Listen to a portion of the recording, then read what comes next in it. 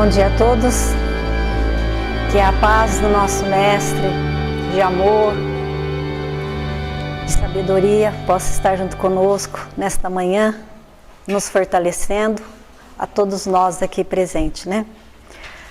Nós vamos continuar hoje com o estudo do livro Obreiros da Vida Eterna, pelo Espírito de André Luiz, né? Psicografado por Francisco Cândido Xavier, capítulo 16, Exemplo Cristão. E nós vimos na outra parte do estudo, que nós estamos na segunda parte, né? Nós vemos no caso de Fábio, que a vida para ele não foi nada fácil, né? Financeiramente, também na saúde, né? Porque ele era muito doente, muito frágil, desde o seu nascimento. E nós lembramos aqui do capítulo 5 do Evangelho segundo o Espiritismo, onde está escrito causas anteriores das aflições. E lá ele já coloca ali as enfermidades de nascimento, né? Que é o nosso querido Fábio aqui, passou nessa existência dele. Então nós vamos continuar o estudo aqui, que é Fábio, fundamente abatido, respirava a curto, acusando indefinível mal-estar junto dele. A esposa velava atenta. Através da janela aberta, o doente reparou que a cidade acendia as luzes. Ergueu os tristes olhos para a companheira e observou. Interessante verificar como a aflição se agrava à noite. E ela respondeu para ele: é um fenômeno passageiro, Fábio, afirmou a esposa, tentando sorrir. Entre nós, todavia, diz André, iniciaram-se providências para o socorro imediato. O pai do enfermo dirigiu-se a Jerônimo. Sei que a libertação de Fábio exige grande esforço. Entretanto, desejava auxiliá-lo no derradeiro culto doméstico em que tomará parte fisicamente, ao lado da família. Regra geral, as últimas conversações dos moribundos são gravados com mais carinho pela memória dos que ficam. Em razão disso, ser-me-ia sumamente agradável ajudá-lo a endereçar algumas palavras de aviso e estímulo para a companheira. Então, nós vimos ali, né, que Fábio diz que através da janela aberta, Fábio reparou que a cidade ali acendia as luzes. Ele ergueu os olhos tristes para a companheira e disse: interessante como a aflição se agrava à noite. E a sua esposa, então, querendo confortar, falou para ele que era um fenômeno passageiro, né? E a febre é um dos sintomas mais comuns da tuberculose, seja na forma pulmonar ou na tuberculose de outros órgãos, em geral. A febre é alta, de 38 graus diário, e com essa predominância no final do dia, chamada a febre vespertina. E nessa transição de Fábio, né, ele ainda está na carne, e a gente vê que ele não está sozinho. Os mentores ali estão inspirando ele na prece, no momento do culto familiar. Silveira, seu pai, queria auxiliar o filho naquele momento tão importante das últimas conversações. E como ele disse, são gravadas com mais carinho pela memória dos que ficam. E a gente sabe disso, né?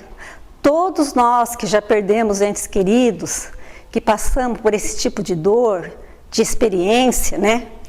Nós sabemos a importância dessas conversas finais. A gente quer saber o que a pessoa falou, o que ele fez nas últimas horas antes, como ele viveu esses últimos dias, né? A gente tem essa necessidade de saber, né, como é que foi os últimos momentos dele.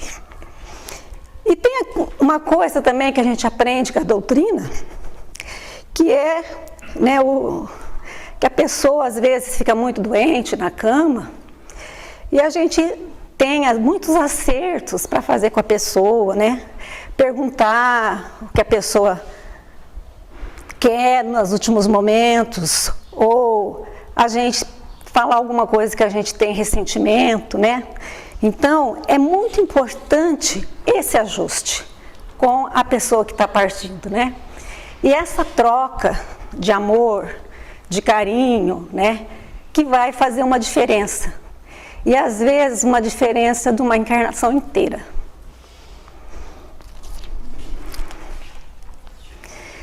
Com muita satisfação, aqueceu o assistente. Colaboraremos também no exemplo desse propósito. É mais conveniente que a família esteja sós. Bem lembrado, disse o genitor agradecido. Reparei que Jerônimo e Aristeu passaram a aplicar passes de longitudinais no enfermo, observando que deixavam as substâncias nocivas à flor da epiderme, abstendo-se de maior esforço para alijadas de ver. Finda a operação, indaguei dos motivos que levaram a semelhante medida. Está muito enfraquecido, agonizando, quase, informou meu dirigente. E fazemos o possível por beneficiá-lo sem lhe aumentar o cansaço. As substâncias retidas nas paredes da pele serão absorvidas pela água magnetizada do banho a ser usado em breves minutos. Efetivamente, atendendo à influenciação dos amigos espirituais, que lhes dava a intuições indiretamente, Fábio dirigiu-se à esposa, expressando o desejo de leve banho morno, no que foi atendido em reduzidos instantes. Jerônimo e Aristeu ministraram água pura, certos agentes de absorção, e ampararam a dedicada senhora, que por sua vez auxiliou o marido a banhar-se, como se estivesse satisfazendo o desejo de uma criança. Notei, admirado, que a operação se fizera acompanhar de salutaríssimos efeitos, surpreendendo-me mais uma vez ante a capacidade absorvente da água comum. A matéria fluídica prejudicial fora integralmente retirada das glândulas sudoríparas.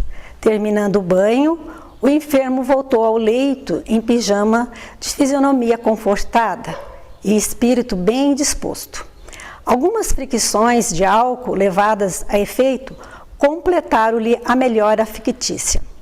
O relógio marcava alguns minutos, além das 19 horas.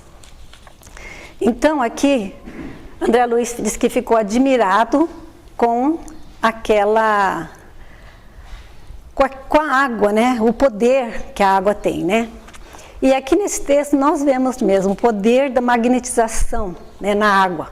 Fábio está ali com todas aquelas impurezas na flor da pele, né? Por causa da febre, da tuberculose que ele estava passando, né? Aquele mal-estar que geralmente dá, né? Que ele estava sentindo. E os benfeitores ali inspiraram a ele tomar um banho. E eles vão lá e aproveitam, né? Da mesma forma que a gente aproveita a água fluídica também aqui, na hora do passe, né? Para retirar aquelas impurezas, né? E isso é uma realidade que nós conhecemos, né? Essa necessidade de um bom banho, né? De nós podermos melhorar, sentir melhor, muitas vezes, né? Se nós estamos com uma dor, né? A autocura embaixo do chuveiro é muito importante, né? Pedir para os mentores espirituais, né? Porque muitas vezes a gente nem sabe o que faz, mas a gente entra ali debaixo do chuveiro, faz um Pai Nosso, toma um banho, né? E a gente vai ver o poder que a água tem, né? Porque além dela limpar essa parte física, né? A sujeira física, ela vai também limpar essa sujeira invisível, como nós lemos no texto. Sempre os mentores espirituais vão estar do nosso lado, desde que nós estejamos em sintonia com eles. Silveira, que havia ausentado, voltou depressa, falando particularmente a Jerônimo, a quem informou. Tudo pronto, conseguimos a reunião exclusiva da família. O assistente mostrou satisfação e salientou a necessidade de acelerar o ritmo do trabalho.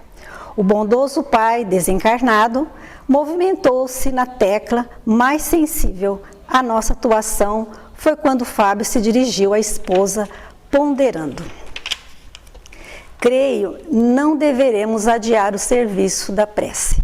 Sinto-me inexplicavelmente melhor e desejaria aproveitar a pausa do repouso. Dona Mercedes, a abnegada senhora, trouxe ambas as crianças, que se sentaram na posição respeitosa de ouvintes. E enquanto a esposa se acomodava ao lado dos pequenos, o enfermo, auxiliado pelo pai, abriu o Novo Testamento na primeira epístola de Paulo de Tarso aos Coríntios e leu o versículo 44 do capítulo 15. Semeia-se corpo animal, ressuscitará corpo espiritual. Há corpo animal e há corpo espiritual. Fez-se curto silêncio, que o doente interrompeu, iniciando a prece comovido. Rogo a Deus, nosso eterno Pai, me inspire na noite de hoje para conversarmos intimamente e espero que a divina providência, por intermédio de seus abençoados mensageiros, me ajuda a enunciar o que desejo, com a facilidade necessária. Enquanto possuímos plena saúde física, enquanto os dias e as noites correm sereno, supomos que o corpo seja propriedade nossa. Acreditamos que tudo gira na órbita de nossos impulsos, mas, ao chegar à enfermidade, verificamos que a saúde é tesouro que Deus nos empresta. Confiante, sorriu, calmo e conformado. Até ali, via-se bem que era Fábio o expositor exclusivo das palavras. Expressava-se em voz correntia, mas sem calor entusiástico, dada a sua situação de extrema fraqueza. Então temos aqui, essa parte que Fábio explica para nós, o nosso cuidado do corpo espiritual. É a maior bênção que a gente tem. É a bênção da vida que, se a gente não tivesse o nosso corpo, nós não poderíamos ter reencarnado. É importante a gente cuidar da nossa saúde enquanto possuímos plena saúde, diz Fábio. Enquanto os dias e as noites correm serenos, supomos que o corpo seja propriedade nossa. Acreditamos que tudo gira em torno dos nossos impulsos, mas, ao chegar à enfermidade, verificamos que a saúde é tesouro que Deus nos empresta. Fábio sabia que o seu corpo era um reflexo das escolhas que ele tinha feito no passado. Ele não deixou de respeitar o seu próprio corpo, mas ele desrespeitou o corpo de outras pessoas. Então, nessa vida ali, ele vem não só para fazer o bem, mas para resgatar esta dívida do passado, Porque se a gente, através da nossa religião, da nossa vida, a gente sabe que a alimentação, a gente tem que fazer uma alimentação certa, fazer exercício, Porque se eu sei que eu não posso exagerar na comida, Se eu sei que eu não posso comer demais, que eu vou lesar meu organismo comendo demais, Eu vou ser responsável, sim, por isso, Se eu sei, muitas vezes, que o cigarro, a bebida, o tóxico vai dar uma deficiência em mim, vai provocar uma deficiência pulmonar, Que pode dar até um câncer na minha garganta, por que que eu vou, me exaltar na bebida, no cigarro, Se eu passar por aquele problema, eu vou ser responsável, E não vai ser uma causa anterior. Eu mesmo estou plantando nessa vida, eu estou danificando o meu corpo, que é esse instrumento tão importante da minha reencarnação. Então, é um momento para a gente pensar, que Fábio disse, como é que eu estou cuidando da minha saúde? Como é que eu respeito o meu corpo? Eu cuido do meu sonho, do meu sono, da minha alimentação? Eu cuido da minha saúde mental? principalmente, né? Porque nós sabemos que a qualidade dos nossos pensamentos vai refletir diretamente na nossa saúde física. Então é muito importante, né, esse detalhe aí que Fábio coloca, né, para nós, da saúde. E aí ele continua: fim do intervalo mais longo, o genitor descansou a destra em sua fronte, mantendo-se na atitude de quem ora com profunda devoção. Reparei surpreso que a luminosa corrente estabelecera no organismo débil, desde a massa encefálica até o coração, inflamando as células nervosas. Então, semelhando a minúsculos pontos de luz condensada e radiante. Os olhos de Fábio, pouco a pouco, adquiriram mais brilho, e sua voz fez-se ouvir de novo, com diferente inflexão, dirigindo-se à esposa e aos filhinhos o olhar terno, agora otimista e perconsciente, passou a dizer inspirado: estou satisfeito pela oportunidade de trocarmos ideias a sós, dentro da fé que nos identifica. É significativa a ausência dos velhos amigos que nos acompanham às orações familiares, desde muitos anos. Não é sem razão. Precisamos comentar nossas necessidades, cheios de bom ânimo, dentro da noção da próxima despedida. A palavra do apóstolo dos gentios é simbólica, na situação presente. Assim como há corpos animais, há também corpos espirituais. E não ignoramos que o meu corpo animal, em breve tempo, será restituído à terra acolhedora, mãe comum das formas perecíveis em que nós movimentamos na face do mundo. Algo me diz ao coração que esta será talvez a última noite em que me reunirei com vocês neste corpo. Nos momentos em que o sono me abençoa, sinto-me nas vésperas da grande liberdade. Vejo que amigos iluminados me preparam o coração e estou certo de que partirei na primeira oportunidade. Acredito que todas as providências já foram levadas a efeito em benefício da nossa tranquilidade nestes minutos de separação. Em verdade, não lhes deixo dinheiro, mas conforta-me a certeza de que construímos um lar espiritual de nossa união sublime, ponto indelével de referência à felicidade imorredora. Então, essas palavras de Fábio, né, sobre a influência do seu pai, porque as palavras são ditas ali por ele, né? O pai só estava inspirando. Mas Fábio, que era assim, por ele ter tido uma vida muito reta, muito digna, ele se fez ali um bom receptáculo da influenciação que ele conseguia ali traduzir com as suas palavras a sua sabedoria adquirida, da boa vivência, né? Então ele conseguiu passar aquela palavra de muito carinho, de muito amor, de muita ternura, de consolar todos aqueles ali, né? A esposa, os filhos, né? Que é aquilo que a gente estava falando, a necessidade dessa conversa, né? Que Silveira falou, era necessário. Né? Então ele conseguiu passar tudo isso através ali da intuição. Fitou particularmente a esposa, tomado de maior emoção, e prosseguiu: você, Mercedes, não tema os obstáculos da sombra. O trabalho digno ser-no-ás fonte bendita de realização. Creia que a saudade edificante estará sempre em meu espírito, seja onde for, saudade de sua convivência, de sua afetuosa dedicação.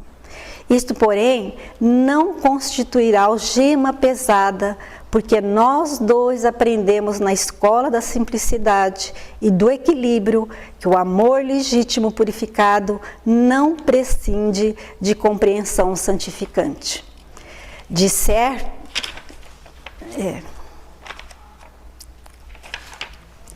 De certo, necessitarei de muita paz, a fim de readaptar-me à vida diferente, e por isso pretendo deixá-los com tranquilidade suficiente, para que todos nós ajustemos nos desígnios de Deus.